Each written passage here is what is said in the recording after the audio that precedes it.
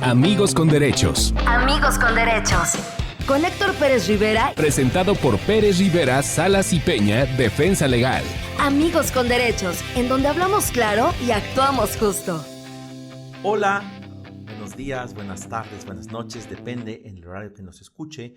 Soy Héctor Pérez Rivera de su podcast Amigos con Derechos. Este es nuestro episodio número 2 de la segunda temporada.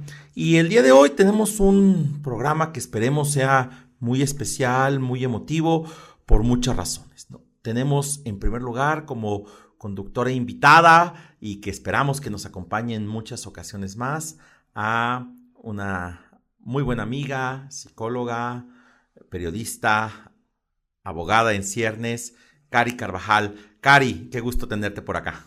Muchísimas gracias, Héctor. Es un placer compartir contigo y con tu audiencia, sobre todo en esta segunda temporada, que al parecer va arrancando con todo. Y es un honor para mí porque, bueno, el día de hoy tenemos la presencia aquí en cabina de una mujer que ha marcado historia. Amigo, es una mujer que recientemente fue reconocida por su lucha, porque no es una lucha corta, es una lucha de más de 25 años que ha atravesado México, que ha atravesado fronteras y que, bueno, yo estoy segura de que todas y todos los escuchas ya la conocen. Ella es Norma Andrade, una activista defensora de derechos humanos, una mujer que ha llevado su lucha a todos lados de México.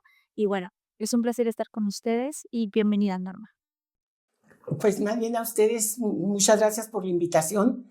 Buenas tardes a su público o buenas noches, como dice Héctor, porque a lo mejor escuchan de noche, ¿verdad? Y pues nada, es un placer estar aquí con ustedes en Pérez Rivera, Salas y Peña. Pues muchas gracias a ti, Norma, por venir, por acompañarnos a tu podcast.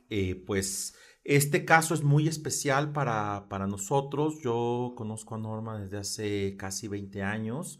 Los abogados y la abogada de Norma son nuestros socios, Carla Michelle Salas y David Peña. Pero antes de entrar a detalle, pues Norma, cuéntanos quién eres tú y cuál es el caso motivo de esta sentencia. Bueno, mira, yo soy Norma Andrade, madre de Lilia Alejandra García Andrade, quien fuese desaparecida un 14 de febrero y posteriormente encontrada asesinada en Ciudad Juárez, Chihuahua, México. ¿En qué año fue esto, Norma? En 2001. Ella desaparece el 14 de febrero del 2001 y es encontrada posteriormente asesinada el 21 de febrero del mismo año. Estamos entonces hablando de que se cumplirán 25 años, es decir, un cuarto de siglo en las próximas semanas de que estos hechos terribles ocurrieran. ¿Cómo fue para ti que eras maestra de escuela, que llevas una vida, llamémosle, ordinaria, esto, ¿no? ¿Cómo incidió en ti, en tu vida? Y pues que ha incidido, y lo veremos platicando con tu sentencia, en muchas cosas en lo que es la lucha de este país. Bueno, mira, ¿cómo incidió en mi vida? Yo decía que era un giro de 360 grados, pero por ahí me hicieron ver que no, que 360 grados era volver al mismo punto y no es así. Primero que nada, en lo personal, en lo familiar, yo era una abuela que malcriaba nietos y tuve que dejar de serlo, porque me convertí en mamá y tuve que educar nietos, ya como hijos míos. Entonces ese fue el primer cambio en mi vida. El siguiente, igual de drástico, yo iba y trabajaba, yo salía a mi casa a las 8 de la mañana y regresaba a las 6 de la tarde de trabajar. Tenía 2 turnos. Tuve que renunciar a uno de ellos para poder cuidar a mis nietos, pero también para que, haz de cuenta que se apagaba un interruptor a las 12:30 que yo salía y entregaba a mi último alumno a sus papás, se apagaba un interruptor y se encendía otro. La madre buscando justicia. La madre que iba y exigía en aquel entonces Procuraduría, iba y exigía respuestas. Respuestas que tengo casi 25 años, como bien lo dices, exigiendo y que no todas me han sido contestadas.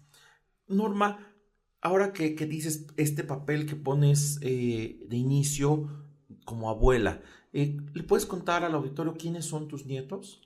Bueno, mira, yo tengo 4 nietos. Los 2 más pequeños eran hijos de Alejandra.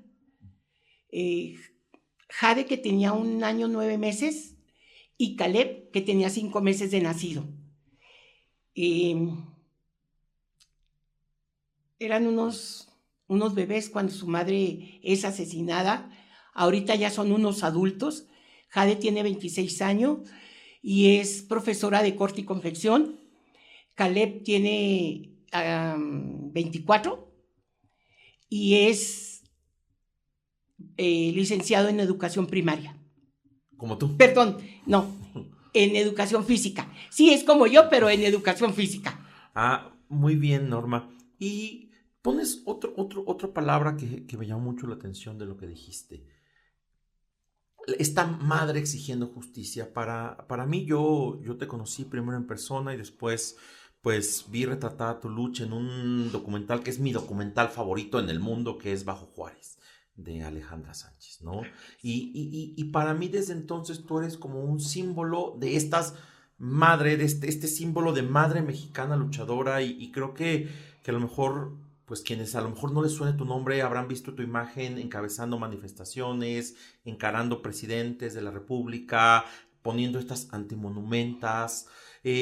¿Cómo ha sido o qué ha representado para ti estos 25 años de ser esta madre coraje mexicana? Bueno, mira,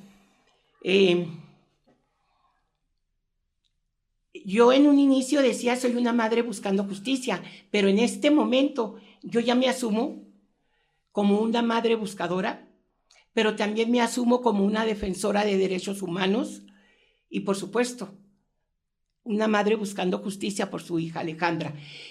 Y como comentas tú, en este documental de Bajo Juárez, ¿qué es lo que se ve? O sea, se ve la transformación de la maestra Norma Andrade a la maestra Norma Andrade, defensora de derechos humanos. O sea, se ve la transición, mi transición en este caminar. Esos son mis primeros años de lucha, pero fue donde yo aprendí, primero que nada, que era el protocolo ALBA.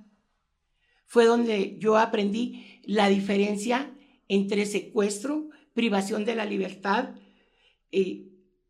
lo que es la tortura, lo que es la violación, lo que es la tortura sexual. O sea, en estos 24 años de lucha fui aprendiendo todo eso en este camino. Entonces ahí fue donde fue dándose esa transformación de ir a gritar que quiero a los asesinos de Alejandra en la cárcel, a ir a exigir mis derechos como madre de una víctima. Y es bien interesante, Norma, porque cuando empezaste tú en esta lucha, pues no existía el concepto jurídico de feminicidio, por ejemplo, ¿no? Fue justo a raíz de los asesinatos múltiples de mujeres en Ciudad Juárez que la doctora Julia Monarres acuña el término traído de la antropología social anglosajona y le da un nombre para nombrar ese fenómeno, pero no existía en el mundo. No teníamos una ley, hablas de tortura, no teníamos una ley de tortura, no teníamos una ley de personas desaparecidas.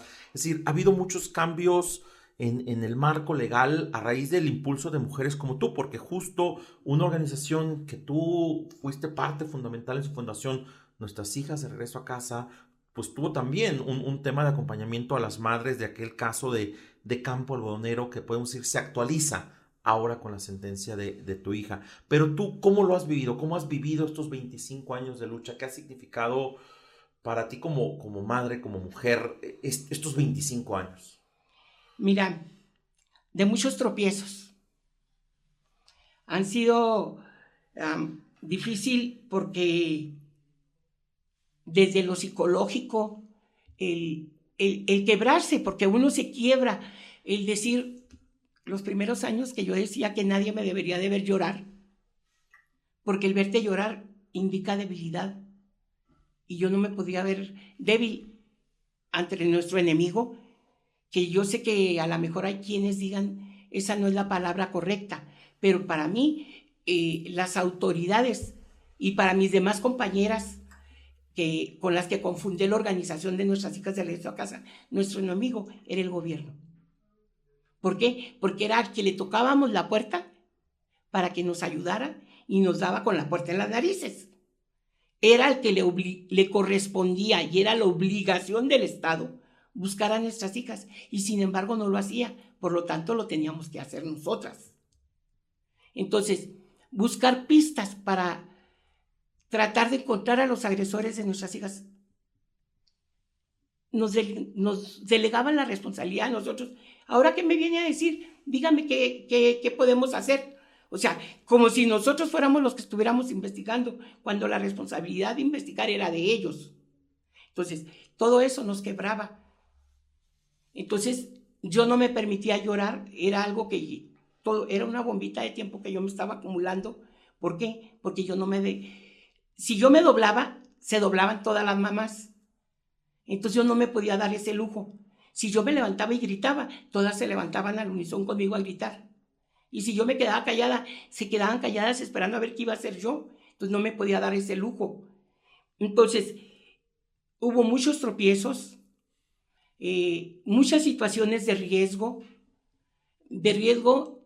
tanto físico como emocional, que hemos vivido en estos 25 años. Hemos vivido amenazas, allanamientos de morada de las oficinas, incluso atentados contra nosotros, y pues pláticas y pleitos con autoridades, porque llegar a acuerdos, pues así con el pie en el pescuezo, pero llegábamos a un acuerdo que nunca cumplían, por lo tanto. Seguían siendo ustedes las que exigían esa justicia. Comentabas dentro de la descripción que dabas de ti, Norma, que tú te identificas como una madre buscadora. A lo largo de estos años, ¿cómo ha sido esa lucha que comparten las madres de México, las personas que buscan a sus familiares, que exigen justicia y que, como comentabas, han sufrido distintos atentados o agresiones por parte de la sociedad y del Estado? ¿Cómo es esta parte de la conformación de las madres buscadoras que desde hace 25 años tú formas parte? Mira, siempre se los he dicho, no es que un día dijéramos, ay, vamos a irle a partir la madre al gobierno, no. Escuchábamos que se perdía una niña y nos presentábamos con la familia, le ayudábamos a elaborar lo que ahora llamamos pesquisas, que es el volante de la niña con la descripción de dónde se había desaparecido y todo, y empezábamos a repartir en los cruceros. Hacíamos en los cruceros más importantes, partiendo de donde ella había desaparecido, y luego cuando nosotros presuponíamos, porque por increíble que parezca, si a la semana no la habíamos localizado, inmediatamente la empezábamos a buscar muerta. O sea, no hacíamos búsqueda en vida, si mucho 3-4 días de búsqueda en vida, y a partir de ahí empezábamos a hacer búsqueda en muerte. ¿Qué quiero decir? Que empezábamos a ir al desierto a buscar a las niñas, porque sabíamos que era donde las íbamos a encontrar, ya sabíamos en qué lugares nos las iban y nos las tiraban, y íbamos todas en conjunto. Lo único que llevábamos eran unas varillas para penetrar la tierra para ver si encontrábamos algo ahí, y radios de esos walkie-talkies, porque ni creas que llevábamos algo así muy... mi abogado David Peña nos decía que nosotros hacíamos rastreos rupestres, y sí, después cuando empezaron ellos a apoyarnos a hacer los rastreos, me di cuenta que sí eran rupestres, porque él rápidamente hacía cartografías, sacaba el plano del lugar, repartía cuadrantes, empezó a hacer cosas que nosotros no hacíamos. Nosotros íbamos a la y se va.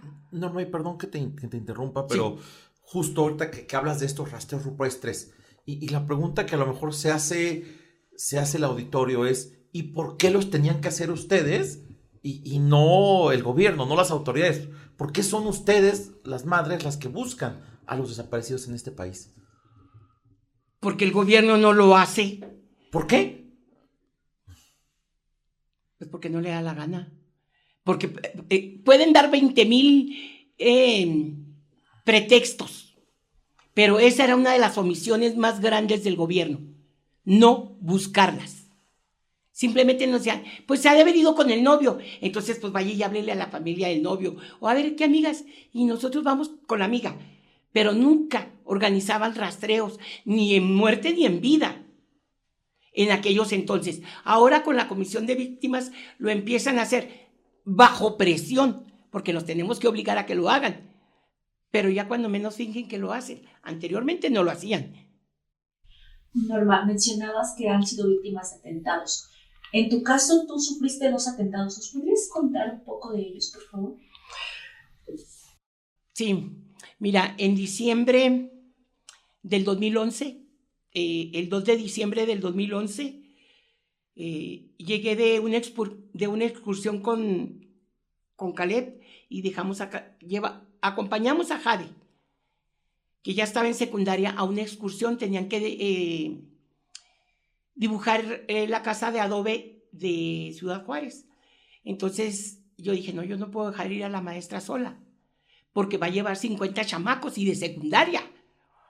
Dije, no. Y ella, entretenida, ayudándolos a dibujar. Entonces, cuando regresamos de ahí,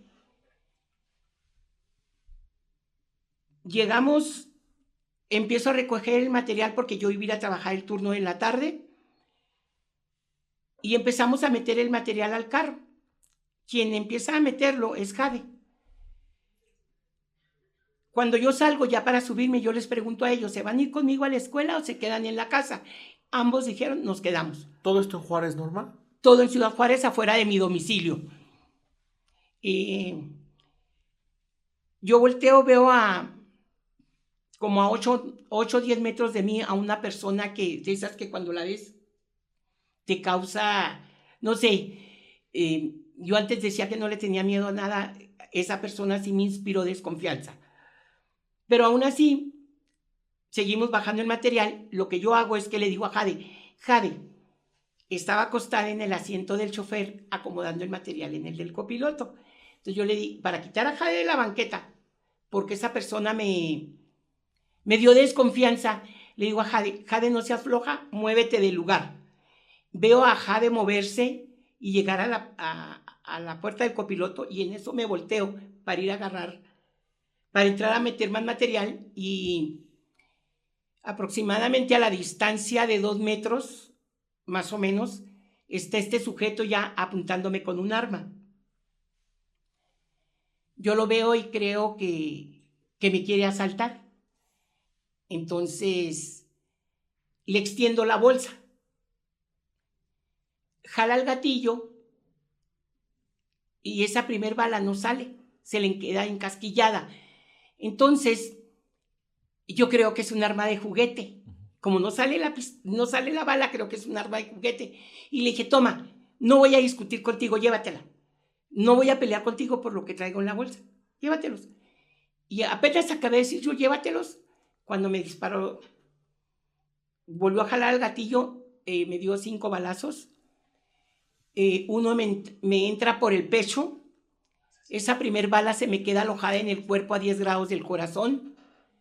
La otra me atraviesa la mano y las otras 3 me atraviesan por el hombro y me salen por la espalda.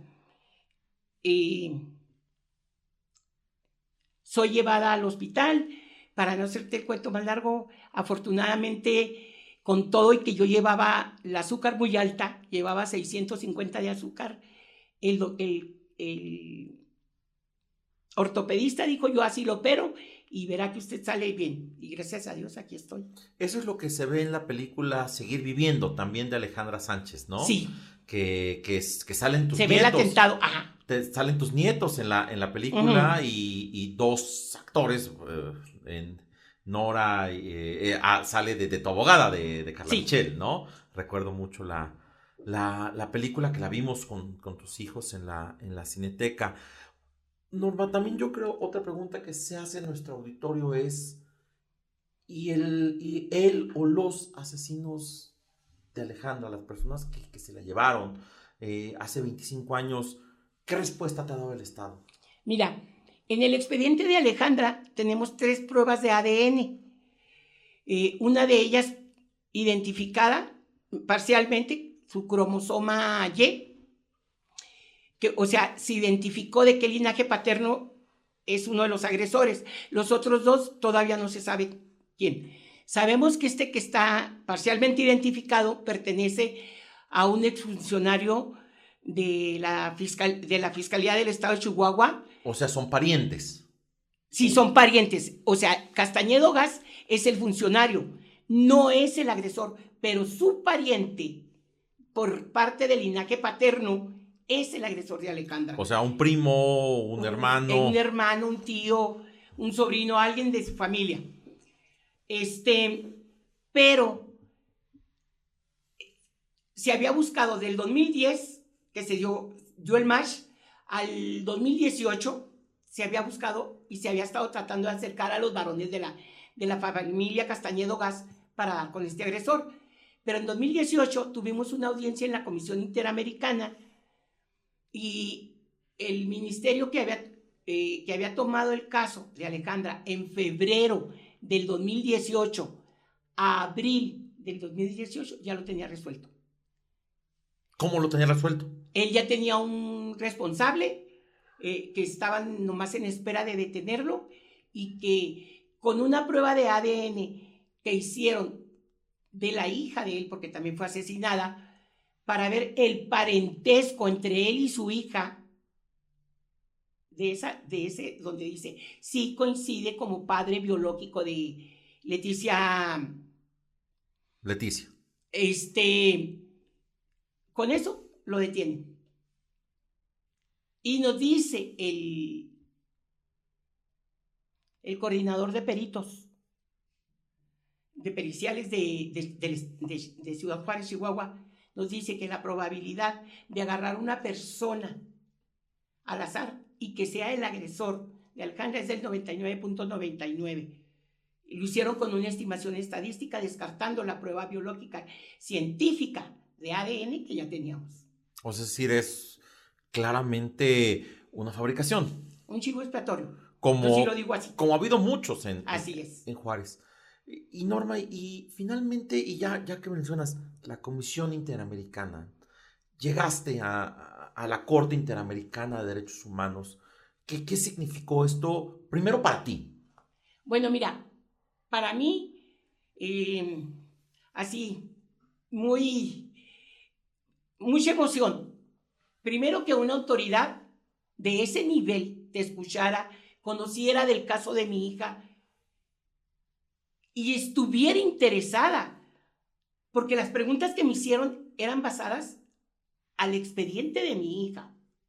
No me preguntaron otra cosa que no tuviera que ver con el expediente de mi hija. Y lo conocían. Entonces, que me escucharan, que me pusieran atención y que por ende tomaran acciones, es algo que no se puede explicar. O sea, porque el hecho de que ellos emitieran una sentencia favorable a nosotros, ¿por qué? Porque aun cuando en el 2018 el Estado había tomado parcialmente su responsabilidad, no había indicado en qué. Entonces la misma Corte lo dice. El hecho de que no aclare en qué admite su responsabilidad nos obliga a ellos como Corte a decir que es culpable en la violación a los derechos de Alejandra, en la violación a los derechos a la vida, a la niñez, a la familia, a la integridad. Entonces, la Corte lo especifica perfectamente bien. Normita, llegar a la Corte Interamericana es como el último recurso que una persona puede utilizar, por así decirlo, para obtener justicia. En todo esto, ¿dónde estuvo el Estado mexicano? ¿Qué hizo en tu caso y qué te hubiera gustado que hubiera hecho en su momento para tal vez no haber llegado a la Corte y que te hubieran dado pues una solución a este caso, al caso de tu hija Lina Alejandra? Mira, en todo este camino, desde la Comisión a la Corte, el Estado estuvo negándose, ¿sí? ¿Qué me hubiera gustado que hiciera? Allanarse. O sea, que el Estado hubiera dicho, sí somos responsables en todo lo que la víctima está diciendo, porque tiene razón. Y que en verdad se pusiera las pilas y hiciera la prueba de ADN al presunto que tienen detenido y que de veras se pusieran a buscar a las otras dos pruebas de ADN que tienen ahí para ver si son o no son responsables en el caso de Alejandra. Pero si sus ADNs están allí, y se encontraron en el cuerpo de Alejandra, uno de ellos, otro en la colcha en la que la tenían envuelta y otro en las uñas de Alejandra. Entonces, para mí, son culpables. ¿En qué grado? No lo sé, pero lo son. Y que la corte no tendría por qué decirles, sigue investigando esto. No porque tengas a este detenido y digas, no, el caso no se cierra hasta que tengas a todos. Norma, usaste un término, y hasta tú misma te vas a sorprender, muy abogadil, que es allanarse. A lo mejor las personas del auditorio no saben que allanarse significa decir no peleo en derecho, pues hay dos posturas encontradas. Entonces cuando una parte se allana la postura de la otra es que un poco dice me rindo, la otra parte tiene razón. Y si no se allanaron, Norma, cuéntale al auditorio cuál fue la postura del Estado mexicano en esta audiencia. Es decir, ante toda esta evidencia, ante tu testimonio, que quienes pudimos ver la audiencia, sabemos que fue arrollador. ¿Qué dijo el Estado? ¿Cuál fue la postura en este litigio? Es decir, ¿cómo se paró México, nuestro país, ante un tribunal internacional? ¿Se pararon a decir qué? ¿Cuál fue su postura? Bueno, mira, ellos se pararon a decir que estaban haciendo muchas cosas, que ya había una ley libre de violencia, que ya había muchas instituciones que se habían creado. O sea, ellos, su postura era decir, Norma no tiene razón, nosotros estamos capacitando a los ministerios, a los jueces, pero su postura fue nunca aceptar su culpabilidad, nunca reconocer que no han hecho lo suficiente, porque ellos dicen, estamos creando leyes. Sí, creaste una ley a raíz de Campo Algodonero, que eran 6 asesinadas en el 2009. Ahorita, en el 2025, hablamos de 10.5 mujeres asesinadas. Ponle, cerrémoslo en 10. Por día. Por día. Entonces, ¿de qué me sirve pues la ley libre de violencia? ¿De qué me sirve que hay una institución de feminicidios? ¿De qué me sirve que hay una institución de un centro de justicia si finalmente siguen desapareciendo niñas y nos siguen asesinando? Y esto es bien interesante, Norma, y quisiera ponerlo en dos ideas. Uno, contarle un poco a la gente qué es la Corte Interamericana, ¿no? La Corte Interamericana es un tribunal internacional que juzga no a personas, sino a estados, a países, si han incumplido sus obligaciones en materia de derechos humanos. Eso es esencialmente. Y entonces lo que nos cuentas tú, Norma, es que México, ustedes, tú y tu equipo de defensa, en la cual forman parte nuestros socios Carla Michelle Salas y David Peña, señalaron que México había incumplido las obligaciones de prevenir el asesinato de Alejandra. En su momento, realizar una investigación adecuada, repararte el daño y protegerte en tu calidad de madre buscadora, madre de derechos humanos, y también proteger y garantizar los derechos de tus nietos, Jade y Caleb. Y el Estado mexicano decía, no, yo sí los protejo porque estoy haciendo un montón de cosas, leyes, instituciones, capacitaciones. Y justo hoy escuchaba en la mañana en un noticiario de radio a Berta Alcalde, a la fiscal de la Ciudad de México, que se preciaba de que en la Ciudad de México el 90% de las carpetas de feminicidio son judicializadas, ¿no? Es decir, tienen un responsable y se preciaba de ello. Pero tú ahora nos cuentas pues, que no es suficiente lo que hace el Estado. ¿Cuál es tu experiencia de cómo ha cambiado el sistema de justicia en estos 25 años? Porque México puede decir ante la Corte que han cambiado mucho y que ahora somos pioneros y puntas de lanza en el combate a un fenómeno criminal como es el feminicidio. Pero ¿cómo es tu experiencia en el día a día? Mira, decir que no ha habido cambios sería decir que nuestra lucha no ha servido de nada. Y no es así. Mira, para empezar, el hecho de que se haya tipificado el feminicidio ya se tiene como delito. Antes no se tenía. Que ya sea delito la desaparición forzada o por particulares, pero es delito. Antes, cuando nuestras hijas desaparecían, decían que nos estaban haciendo el favor de buscarlas. Por eso no había búsqueda. Como no era un delito, no tenían por qué buscarlas. Entonces, ahorita ya es un delito también. A raíz de esta misma lucha, se creó la ley libre de violencia contra las mujeres. ley que tampoco existía cuando pasa lo de mi hija. Se crearon los centros de justicia, se crearon los centros de atención a víctimas del delito, se crearon los CAIS, que no recuerdo qué significan. Entonces, se creó FEVINTRA, que es la Fiscalía contra la Violencia de la Mujer. Todas estas instituciones no estaban, no existían. Pero es producto de la lucha de ustedes. Así es.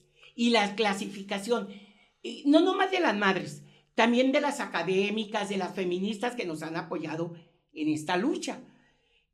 Pero se ha obtenido logros, pero aún así siguen desapareciendo niñas. Que me disculpe la fiscal Berta Luján, también, que es que ella dice que no es cierto. Siguen desaparecidas, siguen asesinadas, y no puede decir que el 90% está resuelto, porque entonces yo le voy a preguntar, qué mala suerte para Margot, porque entonces Daniela está entre ese rango del 10% que no ha sido resuelto el caso de su hija. Bueno, que ella diría, está judicializado y el juicio inició apenas la semana pasada, pero pues tú lo ves, ¿no?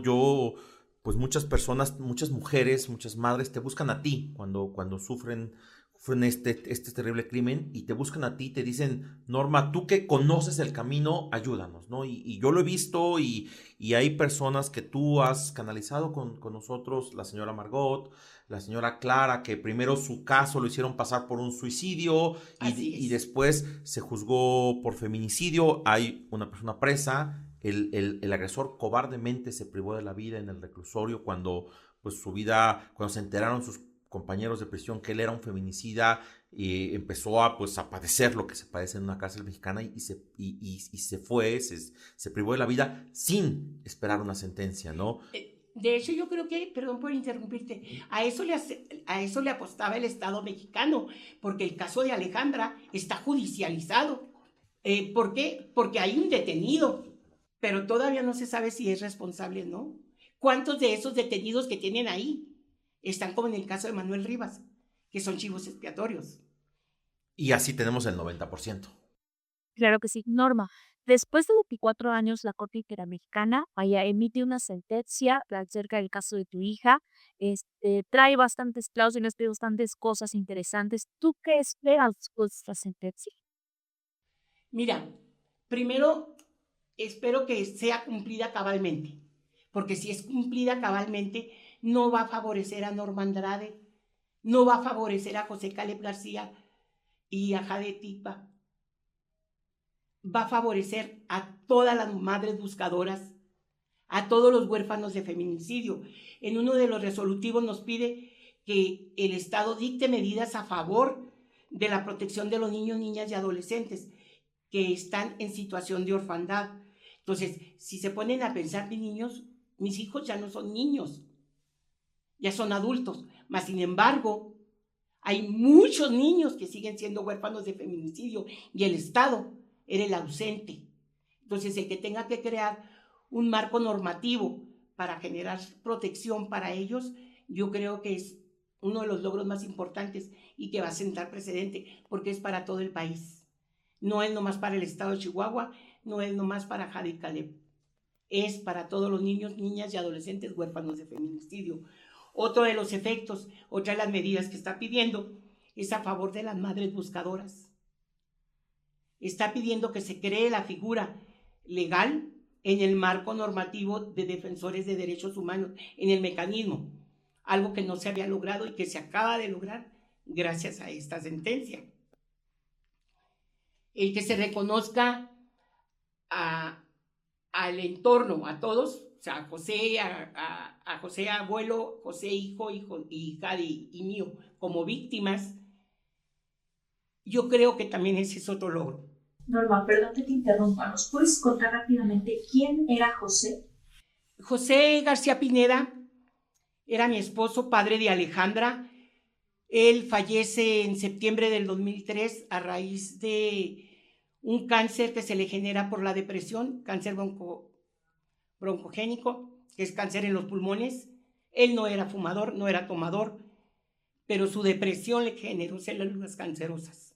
Norma, dices algo bien interesante ahorita que hablas de que la sentencia no solo es para ti, para tus nietos, para tu hija que ya no está, para tu esposo que también ya no está entre nosotros, sino es una sentencia para todas las madres, para todas las niñas y niños huérfanos de esta pandemia criminal que vivimos en México, que es la violencia contra las mujeres. Fíjate que cuando acompañamos hace ya 15 años el caso del campo algodonero con Carla, con David, que ustedes estuvieron muy cerca en ese momento del equipo legal, y planteamos las reparaciones, yo creo que no pensábamos, éramos muy jóvenes, pues que estábamos pidiendo algo que implicaba un cambio tan fuerte en la política pública mexicana que probablemente no lo íbamos a ver nosotros. Y ahora esta sentencia actualiza esta situación. Por ejemplo, en su momento no nos reconocieron que las víctimas del campo algodonero que fallecieron en circunstancias similares a las de tu hija, que fueron asesinadas en circunstancias similares, en ese momento la Corte no reconoció que había tortura, ¿no? Decía, no, la tortura solo cuando la comete el Estado en ciertos contextos. Ahora nos dice que si las personas sufren agresiones, las mujeres sufren agresiones en su integridad personal, equiparables a la tortura, y el Estado lo sabe y no lo detiene, es también una forma de tortura, ¿no? Ahora tú dijes, en ese momento no se hablaba del concepto de madre buscadora que ha existido en el contexto latinoamericano con las dictaduras, con las crisis criminales en México. Ahora la Corte lo ordena. Ahora también justo este caso de la señora Clara Aguirre que tú nos canalizaste, pues ella como tú se dejan, pues ya cuando consideran que ya son, como tú dices, abuelas consentidoras, se vuelven madres, ¿no? Y eso es algo que el Estado pues siempre ha dejado, incluso en temas sucesorios, ¿no? Que ustedes, tú lo contabas hace poco, que dices, yo no pude adoptar a mis nietos porque la ley no lo permite, ¿no? Porque... Y ahora toda esta ley lo que genera es, esta sentencia lo que genera es un marco legal de protección que tú logras junto con tu equipo, pero que en realidad es un marco de protección para miles de niñas y niños, miles de familias que desafortunadamente están en una situación similar. Pero ¿de qué depende que esto suceda? ¿En manos de quién está? Está en manos de la autoridad, lamentablemente. La presidenta Sheinbaum... Bueno, yo creo que podría empezar en la Secretaría de la Mujer, ¿sí? Y que ellas crearan un plan y se lo presentaran a la presidenta para que se lleve a cabo. Creo que lamentablemente la sentencia se queda corta en ese aspecto porque habla sobre hijos de víctimas de feminicidio. Y yo creo que los hijos de desaparecidas también son huérfanos. Claro. Y lamentablemente no hay... Bueno, ya hay la declaratoria de desaparición, de estado de desaparición, pero yo creo que eso debería de servir para que en el censo de niños, niñas y adolescentes huérfanos de feminicidio pudieran entrar también los niños de hijas de desaparecidas en donde ya hay declaratoria de ausencia. Realmente es impactante lo que nos cuentas. Creo que aún hay mucho por trabajar. Es una sentencia muy linda, desde mi punto de vista, muy buena, muy provechosa, a la que podemos explotar. Vaya, las autoridades tienen mucho por trabajar, mucho por hacer. Pero a mí me gustaría, como madre buscadora, como activista, como defensora de derechos humanos, ¿qué le podrías decir a las mujeres hoy en día, después de estos 25 años de lucha, de 2 atentados, de una trayectoria de defensa de derechos humanos increíble? ¿Qué le puedes decir a las mujeres que conocen tu sentencia, que conocen tu caso, no solo en México, sino en América Latina, que ha llegado muy lejos? ¿Cuál es tu mensaje para todas las mujeres y niñas? Mira, quienes hayan visto el documental de Bajo Juárez, ven una marcha de un 24 de noviembre del 2003, en donde yo dije, y lo grito, no doy un paso atrás. Después de 25 años, yo digo, se vale caer, se vale llorar, solo por hoy. Solo por hoy me voy a permitir llorar, me voy a permitir gritar y sacar mi dolor. Porque mañana me voy a levantar y nuevamente voy a estar ya sea enfrente de la Fiscalía, de Palacio, enfrente de alguna institución, gritando, queremos justicia. Norma, para nuestro auditorio, ¿dónde te podemos buscar? ¿Dónde podemos saber del trabajo que tú estás haciendo? ¿Dónde podemos consultar la sentencia? Mira, estoy trabajando actualmente en la organización Grupo de Acción por los Derechos Humanos y la Justicia Social. Tenemos redes sociales y tenemos la página web. Tenemos X, que es Grupo Acción DH. Y tenemos también TikTok y tenemos la página.